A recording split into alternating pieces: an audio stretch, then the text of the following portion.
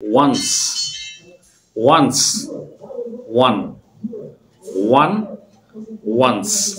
দুটি শব্দ শুনতে একই রকম কিন্তু অর্থ এবং প্রয়োগগুলো আলাদা। আচ্ছা, শিখব দুটি আমরা শব্দের সুন্দর ব্যবহার। ওয়ান হচ্ছে সংখ্যা বোঝাবে বা ব্যক্তিকে বোঝাবে, একটি বোঝাবে। আর ওয়ান্স হচ্ছে সময়কে বোঝাবে, হচ্ছে একবার, একদা, এক সময়, এরকম জিনিস বোঝাবে। আমাদের বাক্য বলি, ওয়ান একটি বা একজনকে বোঝাবে। I have one friend, I have one friend, আমার একটি বন্ধু আছে। ওয়ান্স বলি, once I visited Cox's Bazar, once I visited Cox's Bazar, আমি এক সময় কক্সবাজার ভ্রমণ করেছিলাম।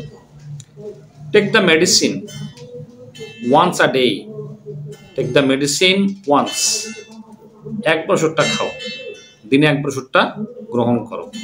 যদি বলি দিনে একবার বাইরে যাও, কি হবে? Go out once in a day, go out once in a day, হচ্ছে একবার বোঝাচ্ছে এখানে। আর একদা, আমি এক সময় কোথাও ছিলাম অর্থে একদা হবে ওয়ান্স। আশা করি বুঝতে পারছেন। ভিডিওটি ভালো লাগলে আমাদের সঙ্গেই থাকবেন।